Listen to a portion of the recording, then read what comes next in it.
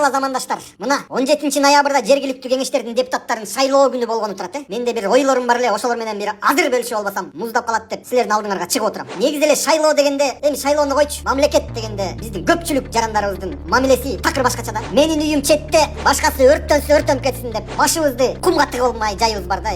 Ошондой адамдарды көргөндө бизден кейип кетет да. Мына могул шайлоо деген нерсеге дагы мамилебиз так ушундай да. Бул сөздү укканда аллергиябыз кармап, акчасы көп депутат болот да, андан башка ким болмок эле деп кол шилтеп салып такыр барбай пассивдүү болуп үйгө жатып алабыз да.